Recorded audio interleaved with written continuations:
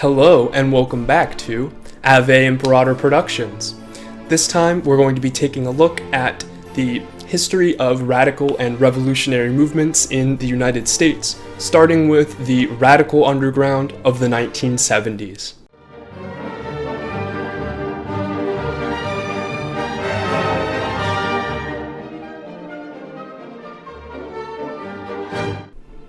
So, we're going to begin our look with a first look at the 1970s and the scores of revolutionary violence, underground movements, and other sorts of behaviors that occurred.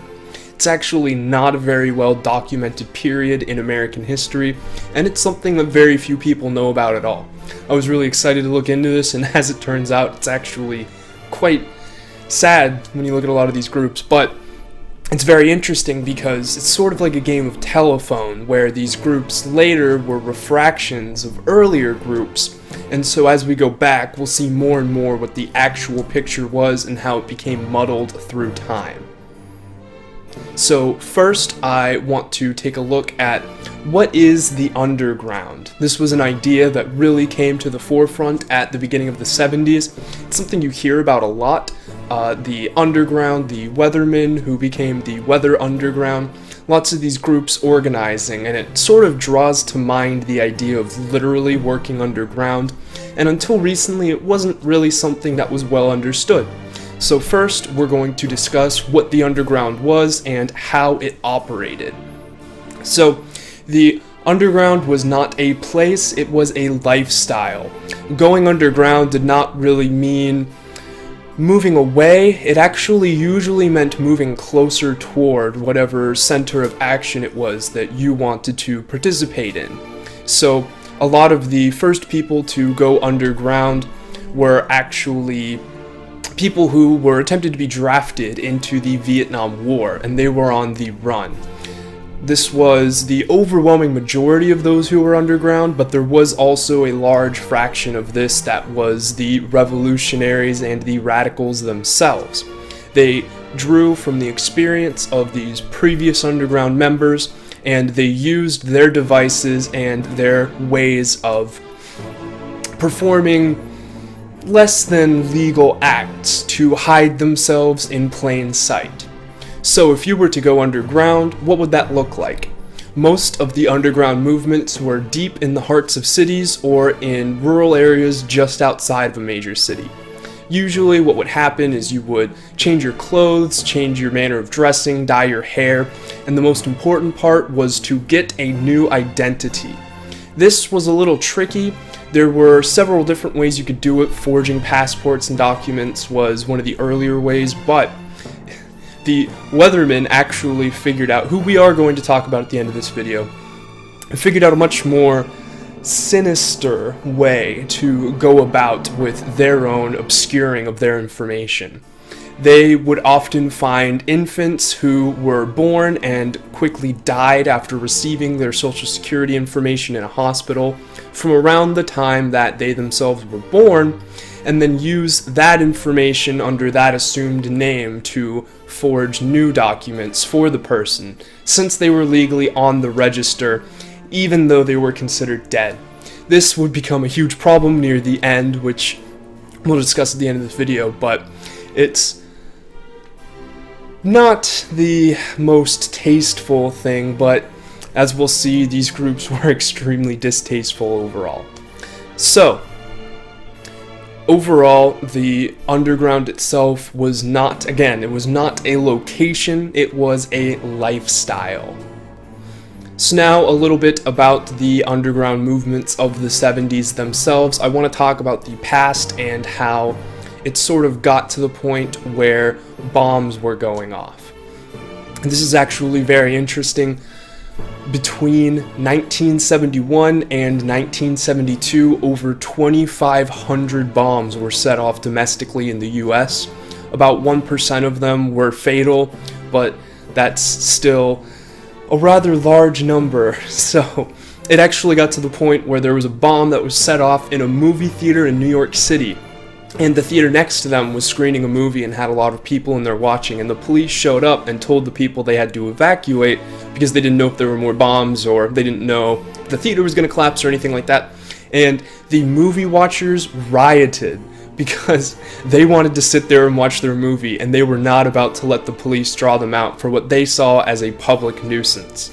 This contrasts quite sharply with the idea that we have today. If a bomb went off in a movie theater and the movie theater next to it was showing a movie, I very much doubt that the people today would fight against the police in order to continue watching that movie. So, the origins of the underground come from a political struggle that was called the movement, which came to really be in the forefront of the underculture or counterculture in America in the 1960s. The movement was actually born from several smaller groups of sort of black-centered guerrilla war. It's actually kind of interesting. These are a couple of groups that you don't hear about a lot. The African Blood Brotherhood and the Negro Improvement Association, that's literally the names of these groups, were formed around the 19-teens, 1920-ish time era, and they were sort of the opposite side of the coin to a group like the Ku Klux Klan, where the Klan mostly organized in more rural settings in the South. The African Blood Brotherhood and Negro Improvement Association were more city-centered, but they had very much the same kind of focus in teaching people to defend themselves, defend their areas, their populations, that kind of thing, that could very easily get taken out of hand. So, these groups started by advocating self-defense. Self-defense soon became the struggle against those who you needed to defend yourself from. This was an evolution from about 1920 to about 1960. That struggle led to the resistance, actively resisting against those things which you didn't like and wanted to have replaced. The resistance led to black power, and the black ethno-state is much older and had been subscribed to by these circles for decades without anyone even really noticing it. And black power eventually led to guerrilla warfare, mostly in its first concrete example would be the Black Panthers, which we're not really going to get into, but next episode we will be talking about the BLA, the Black Liberation Army. The Black Panthers had a bizarre religion that they ripped off from Islam that said that there was a large-headed man who created white people as some sort of apocalypse, and in 1,000 years they're all going to be dead, and it's just this whole thing. The inner power struggles of the Black Panther movement were pretty interesting, but more importantly than that, in the 1960s, when the Black Panthers were really getting going, they started to add large groups of students from college campuses who had seen the violence taking place in the civil rights struggle in the early 1960s and decided they wanted a part of it themselves. The movement actually lost a lot of its steam at that point. The movement would only exist barely into the 1970s, and today people don't even really know what the movement was. That's what it's called, by the way, the movement, which was this escalation of violence in these minority communities from the 1920s to about the 1960s, but as the Black Panthers and as these different resistance groups started to grow in power, they started to add more and more members, and the 1965 Civil Rights Act came about. A lot of the people in it weren't satisfied with that, and this is where the modern-day concept of the professional activist comes into play. As we discussed in the previous episodes about fanatics, they are not totally capable of existing peacefully alongside an established government and constantly need a new source to point their anger towards. So, at this point, these professional activists actually started to subvert the Black Panther and other of these militant organizations away from the black ethno-state and more toward a sort of ever-present struggle, which at this point began with the Vietnam War. The Vietnam War was a large-scale action. It was one of the first wars to be shown on television, just like the civil rights had been. These kids were very driven by that. it is interesting to note that radicalization for the past 100 years has come out of college campuses. That's nothing new. A lot of the things you'll see here can be related in a much more diluted way to examples from today. So, with the influx of these rich white kids, they actually started to make campus organizations that were radical, socialist, communist in their stances, and one of the first was the Students for a Democratic Society, which was a shoot-off of an older group, which we'll talk about in just a minute. And this influx led to a sort of diluting of the overall idea of the original groups, who actually forced them out, which made these other groups like the SDS and soon the Weatherman become much more prominent in their circles. So real quick, now that we have the movement out of the way and we've gotten these young radicals from the college campuses, these rich white kids who have little purpose and want something that they can continuously campaign for, how did they get to bombing things? Well, actually, in the 1960s, bombs were going off on college campuses extremely frequently. There were scores of these, especially in ROTC offices and administrative buildings. And it was not really anything new. In 1960, you could go to a construction supply company and buy dynamite without an identification, but you couldn't buy cough syrup without a driver's license. It changed eventually, but not before a lot of things got destroyed. So there was actually a patient zero, the person who sort of originated this new idea. The bombs stopped going off on college campuses and actually became a form of political activism. A lot of the bombs that were set off were not intended as much to do destruction and harm people as they were to send a message. We're here and you need to listen to us, something like that. So there was a man named Sam Melville in about 1969. And he was in his 30s, he had been through college, he couldn't find a real job, he was very bored with his life, as we talked about with some of the best people to be at the beginning of revolutionary and radical movements. And Sam Melville decided that he was going to impress his young radical girlfriend by setting off a bomb, but he didn't exactly know how. And this is where Canada comes in. So, around this same time in Canada, there was a group called the FLQ. I'm not going to talk a lot about them because it's not really the topic, but they set off bombs in the French province of Quebec to try and influence the government into doing what they wanted in the style of revolutionary anarchist bombers, I guess, and it worked. They were now on the run, and they wanted to go to Cuba. Sam Melville managed to intercept them and help them get to Cuba, but before he would send them, he had them teach him how to create a bomb for a terrorist type of situation. Sam Melville actually got them on a plane after they had taught him to make bombs and sent them down towards Florida.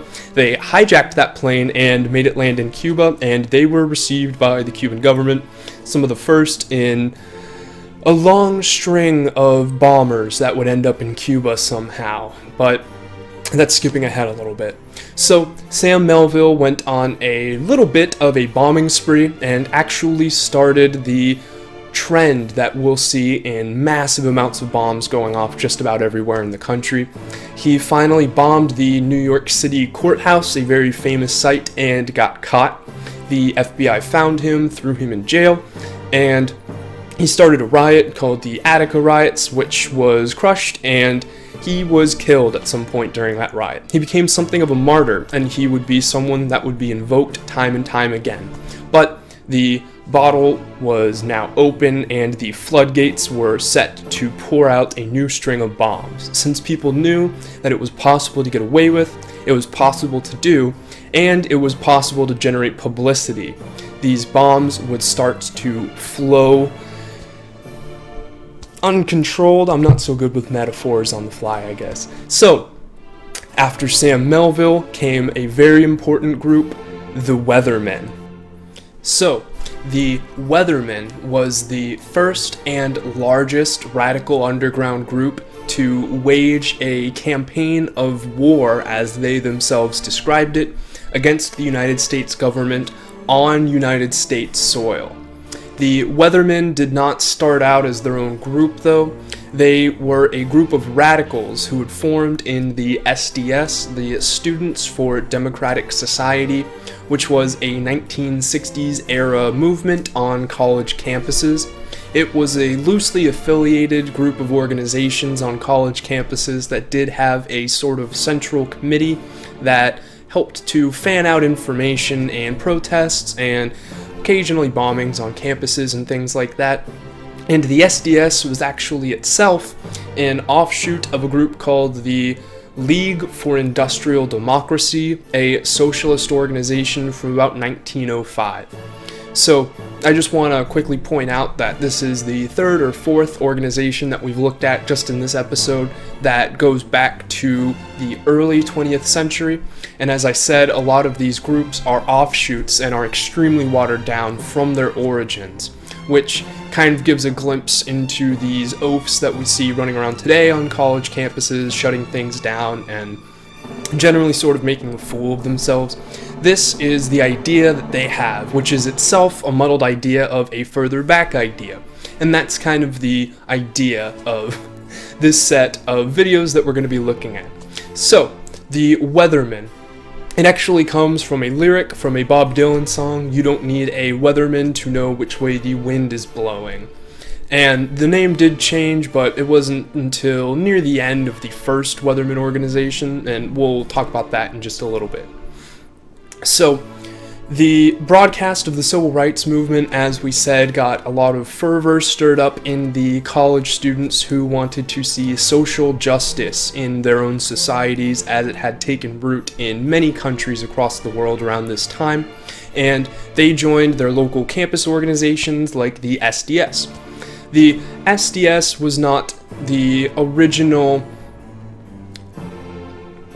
enumeration of the Weathermen, you could say. It was more where these people were grouped together. Now, near the end of the 1960s, there was two main factions vying for control of the SDS. We'll call them the Maoist and the Castroist factions. The Maoists were very conservative in their socialist views, which sounds weird to say, but the Maoists were the workers of the world unite kind of people. They were focused on using the workers to craft a revolution to overthrow the government, like Mao himself had done, sort of.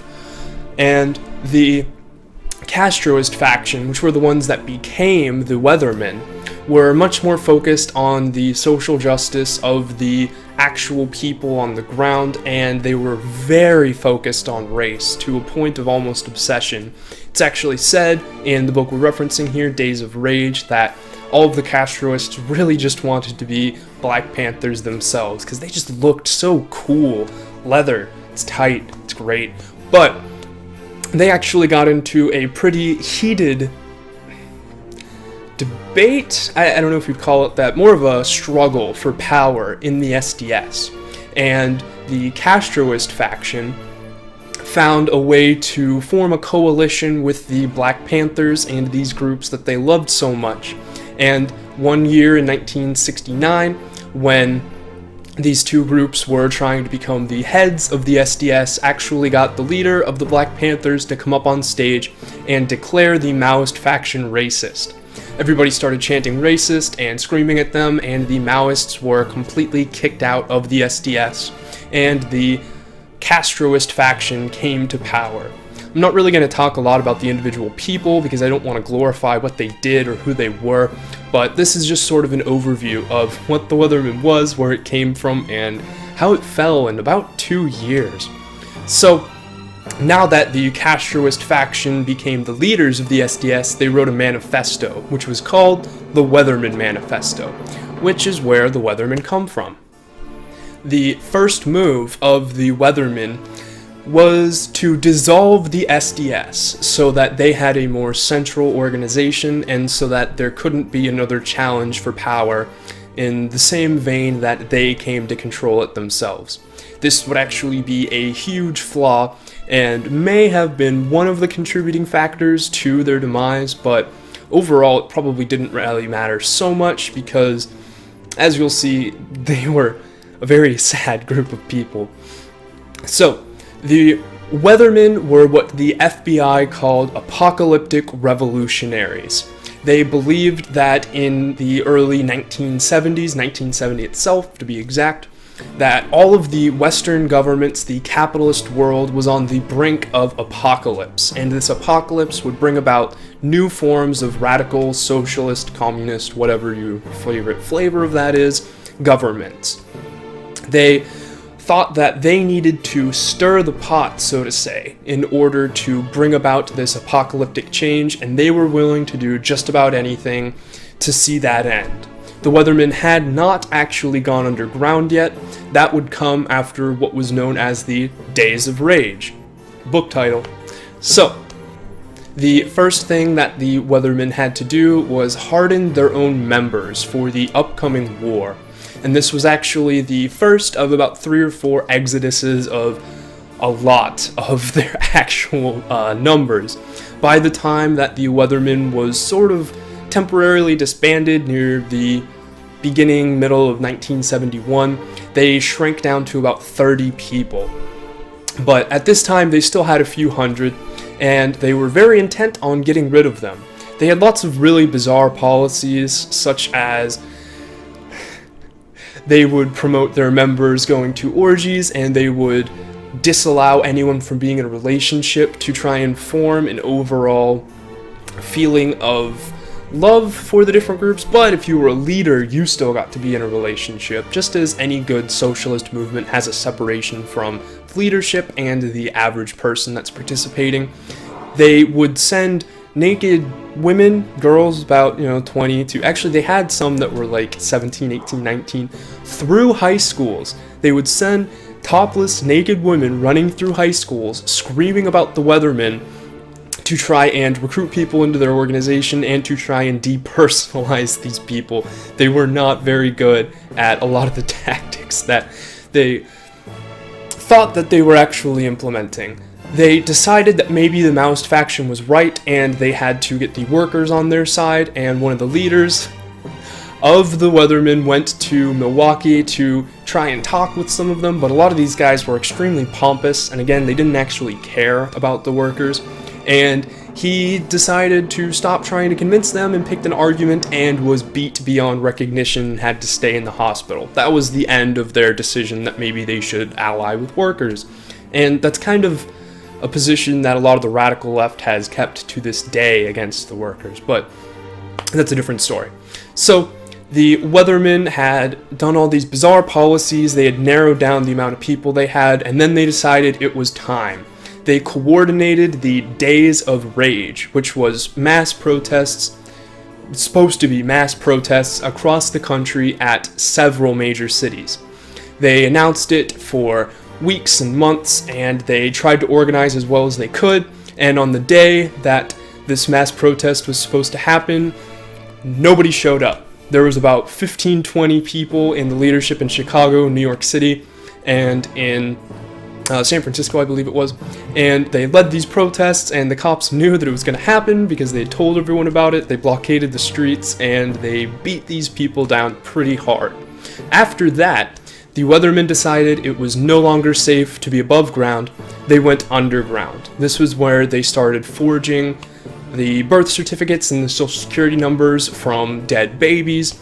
They started to hide in apartments which would house 8 to 10 people. If you were a lower member, if you were not one of the 4 or 5 leaders of the Weathermen, you could look forward to eating instant biscuits for weeks at a time, getting very low nourishment. It was not a very romantic thing that happened. So, when the Weathermen first went underground, they decided that they needed to show power and to start to actually go on their bombing campaigns.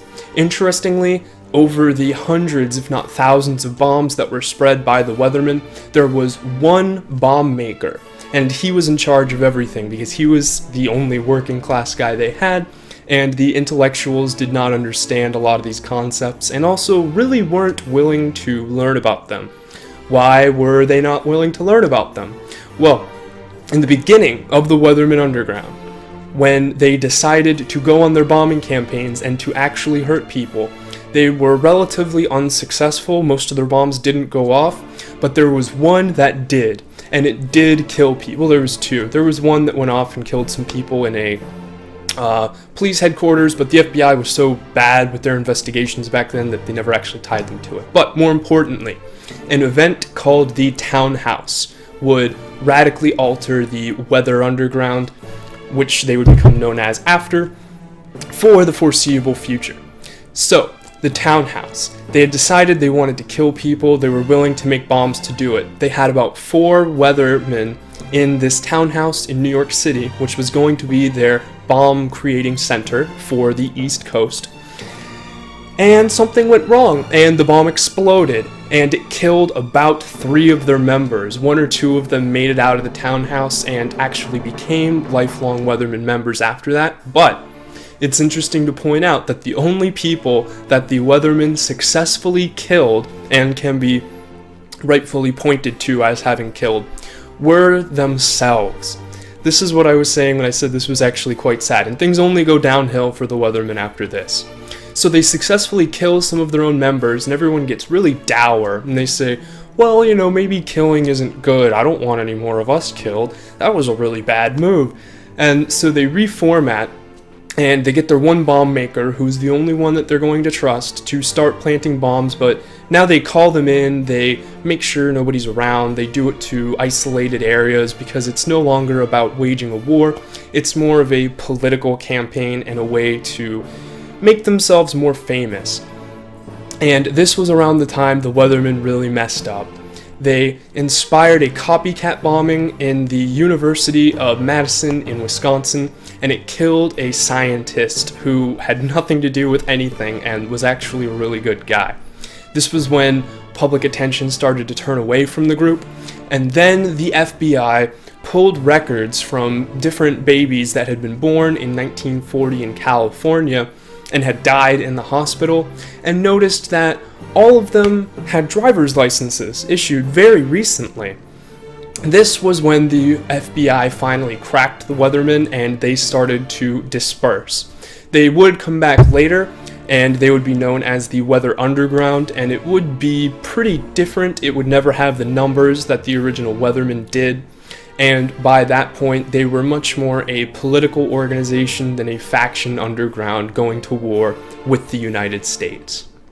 So, thank you very much for watching. I hope that you enjoyed. We're going to take a look at a few other groups as well. The BLA, the FALN, a group called the Family, and we're going to talk a little bit more about the Weathermen, or the Weather Underground as they came to be known later, because they do kind of pop back up. But this is going to be our look at the radical movements in the United States in the 1970s. We're going to use this to contrast with previous radical movements and to show what a mass movement is, what these people do, and how they tend to operate a little bit outside what you would call a standard way of thinking. So, thank you very much for watching. I hope that you enjoyed. If you did, make sure to like the video. If you want to see more content like this, make sure to subscribe. But until next time, remember, Ave Imperator.